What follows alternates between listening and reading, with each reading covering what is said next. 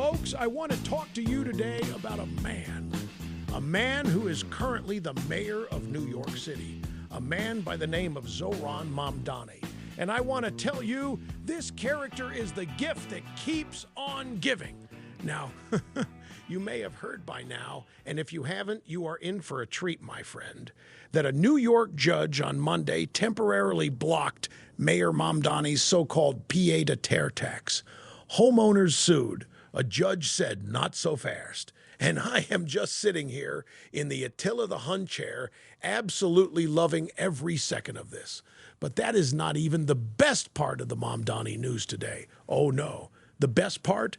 Republican senators are now rallying behind 9/11 families who want this man barred from the 25th anniversary ceremony at Ground Zero, September 11th, at the place where 3,000 Americans died. And the families, God bless them, are saying he should not be there. I'm Rick LeBow, this is Rush Hour, and we are just getting started.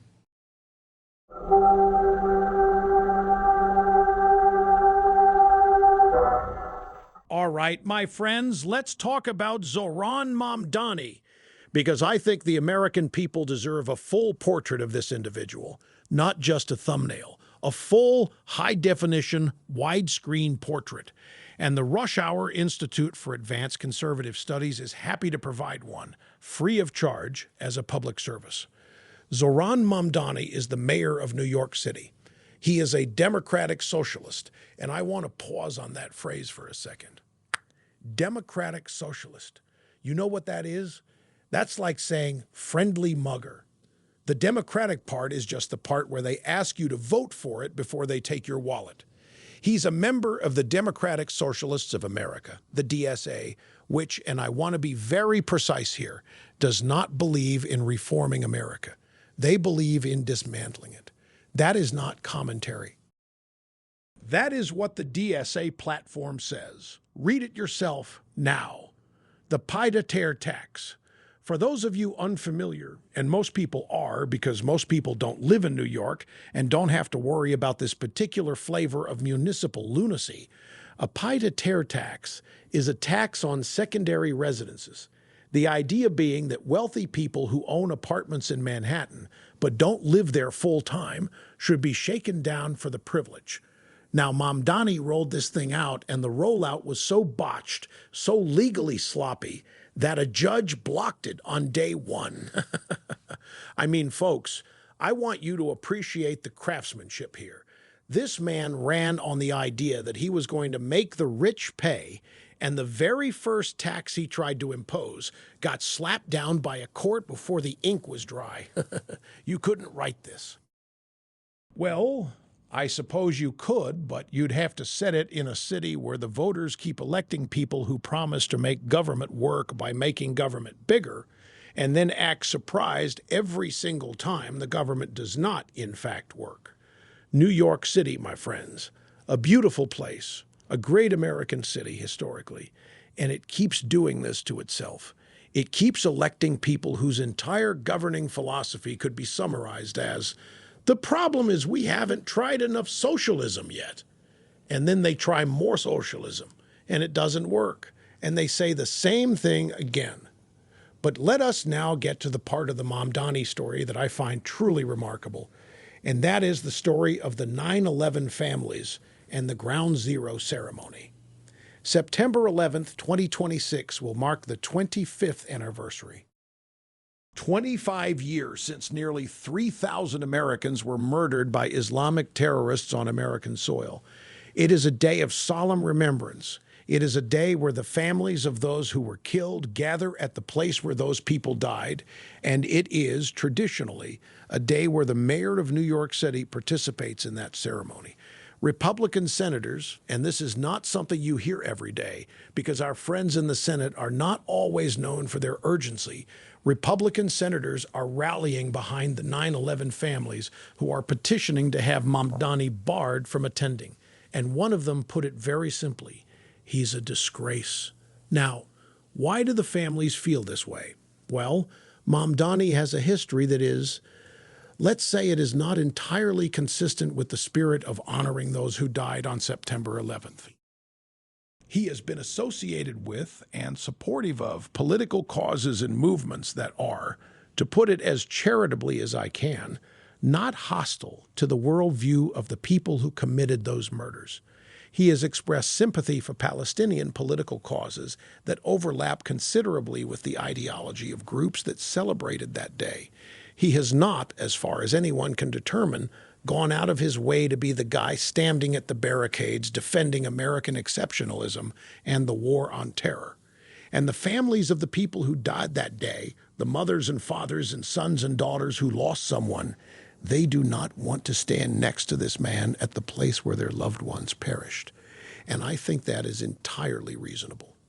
Now, the drive-by media, our friends in the press, will tell you that this is political, that the Republican senators are using the 9/11 families as a prop, that this is just another culture war skirmish. And I would say to those people, the families themselves signed the petition. Nobody put them up to it.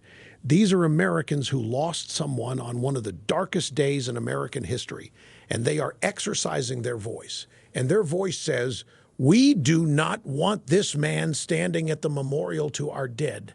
I think the people of New York City should be asking themselves a serious question. And the question is not whether Mamdani gets to attend a ceremony. That is a small question. The bigger question is, how did this happen? How does a city like New York, a city that was attacked, a city that buried its firefighters and its police officers and its office workers, how does that city elect a mayor whose politics are essentially friendly to the enemies of the civilization that those people died defending? Battered liberal syndrome, folks. That's what it is. The left has spent 40 years convincing people that America is the problem, that American power is the problem, that American capitalism is the problem, that American culture is the problem. And you do that long enough in the schools and in the newspapers and on the television and in the universities, eventually you produce a generation that will vote for Zohran Mamdani and think they are being righteous about it. Now, here is the part where I remind you of something. The left is not monolithic. And even among the left, even among the Democrats, there are people who look at Mamdani and wince. David Axelrod, Obama's guy, the architect of the hope and change machine. Axelrod looked at another DSA candidate, a woman named Francesca Hong, who is running for governor of Wisconsin, and called her a font of zany liberal faculty lounge exotica. That is David Axelrod saying that about a leftist Democrat, which tells you something. It tells you that even the people who built the Obama coalition are looking at this new generation of DSA true believers and thinking, okay, maybe we've gone a bit far. But here is the thing about that. Here is the catch. The mothership, the national DSA, is not retreating, not an inch. Whatever the individual candidates say on the campaign trail to sand the rough edges off their socialism, the platform remains what it is. And the platform is radical. The platform is anti-capitalist. The platform is, in many respects, anti-American. And I want you to remember that the next time one of these candidates shows up on your television screen talking about housing costs and grocery prices and sounding completely reasonable. They are not retreating from what they believe. They are just learning to not say it out loud until after the election. And speaking of elections, Wisconsin Democrats vote in their primary tomorrow. Hong is on the ballot. She is a state representative from Madison. She is 37 years old. She is a Democratic socialist, and she wants to be the first DSA governor in American history. Now, there is a piece in the Federalist today that I found moving, actually. It talks about how Hong's DSA politics spit in the face of what Korean War veterans fought to preserve. People who left Korea literally fled a communist regime and came to this country, and their grandchildren, their descendants, are now advocating for the very system their families escaped. That is something. That is really something. And I do not say that with amusement. I say it with a kind of mournfulness, because there is something very wrong with a country when the people who should most viscerally understand what socialism does to human beings are the ones lining up to vote for it. But don't worry too much. Axelrod and the smart Democrats think Hong needs to lose so that their guy, Abdul El Sayed, who is running for Senate and who once argued, I kid you not, that American football is governed by toxic masculinity, can win. So that is the state of Democratic Party strategy right now. Their solution to having candidates who are too socialist is to replace them with candidates who think football is a symptom of patriarchal oppression. You can't make this up. I have tried. I cannot.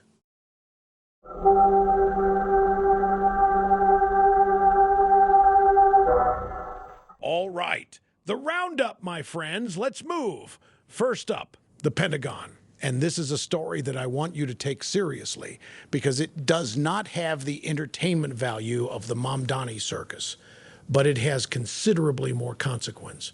The Pentagon is racing, that is the word being used, racing, to buy 10 times more missiles, specifically PAC-3 MSE interceptors and THAAD systems. Why? Because the Iran war, which we fought, which we apparently won in the sense that Iran is now, in the president's own words, totally broke. That war burned through our missile stockpile at a rate that has left our defenses strained.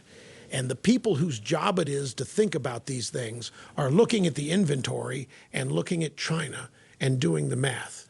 Now, I want to say something about this that you will not hear from the drive-by media. The fact that we are now scrambling to rebuild our missile stocks is a direct consequence of years of modest procurement, of buying just enough, of budgeting for the world we wished existed rather than the world that does exist. While Beijing was spending the last 2 decades building a military designed specifically to fight and beat the United States, our procurement people were buying interceptor missiles like they were ordering napkins for a mid-size office party. Just enough, barely enough. And now we find out not enough. The good news, and there is some, is that National Review points out the military has apparently rediscovered something remarkable. You can buy missiles in advance. Yes, it turns out you don't have to wait until the shooting starts to stock up on the things you shoot. Stunning revelation. The Pentagon is putting this discovery to use by quadrupling its requirements. And I think that is the right call. China is watching everything we do, and Xi Jinping is not a man who forgets an opportunity. We spent our ammo on Iran. We need to restock before someone in Beijing decides to find out if we have anything left. Story 2, Fauci. Our old friend Tony. The texts are out. Thousands of messages from Dr. Anthony Fauci's government phone covering the COVID vaccine rollout are now seeing the light of day. And what the investigators found, and I have this story in my formerly nicotine-stained fingers, is that Fauci and his circle were privately discussing concerns about the vaccines and miscarriages, concerns about fever, vaccination, and pregnancy, concerns about mutations. And these concerns were not, shall we say, front-page news at the time. Because the public line, the official line, the drive-by media line, the line you were told to believe and not question and certainly not discuss on social media without consequence, was that the vaccines were safe and effective, full stop, no asterisk, no footnote, no private text message. Now, the Senate has already voted to hold Fauci in contempt of Congress. And national security experts are saying, correctly in my view, that the accountability cannot stop there. The Chi-Coms need to answer for COVID. The Chinese Communist Party unleashed this thing on the world, whether through negligence or something worse, and so far they have faced approximately 0 consequences for it. 0. While American small businesses were shuttered and American kids were masked in schools and American livelihoods were destroyed, Beijing faced no accountability whatsoever. And Fauci spent 4 years being the most powerful unelected man in America, appearing on magazine covers while these text messages were sitting on a government phone. The president himself said Monday he finds it, quote, amazing that the establishment media refuses to ask questions or re-examine the vaccines. And he is right that it is amazing. Though by now, my friends, I would say it is only amazing if you expected the establishment media to behave differently, which I did not. And I told you so. Story 3, and I will keep this brief because the hour is getting long and I know some of you are almost to your exit. New Jersey. It has come to light that New Jersey had what officials are calling a software error that resulted in approximately 6,600 non-citizens being registered to vote. A software error. What are the odds? What are the absolute astronomical odds that a software error would err in the direction of registering non-citizens to vote as opposed to, I don't know, not registering them? The Federalist, bless their hearts, points out the obvious. This was the predictable result of a political culture that treats elections as a census exercise.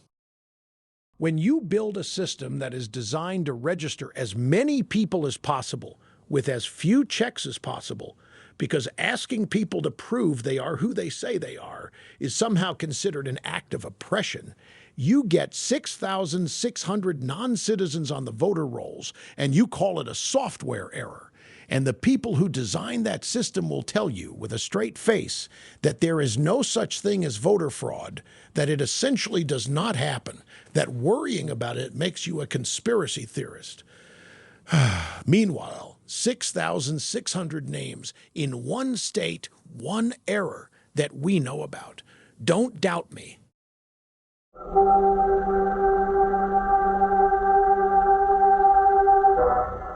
My friends, I want to leave you with something today. We covered a lot of ground.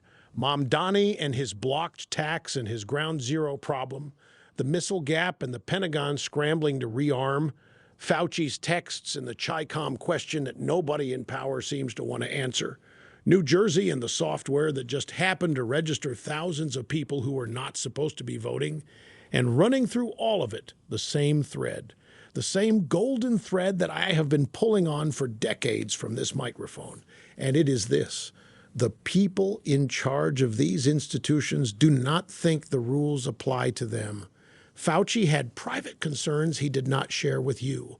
New Jersey had a system that produced a result that was entirely predictable, and they called it an accident.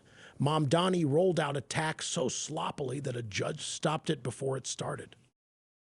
And the drive-by media covered exactly none of this the way it deserved to be covered. The American people are not stupid. The American people, the ones who make this country work, the ones sitting in traffic right now listening to this program, they can feel it. They've been able to feel it for years. They knew the emperor had no clothes long before anyone on television was willing to say so.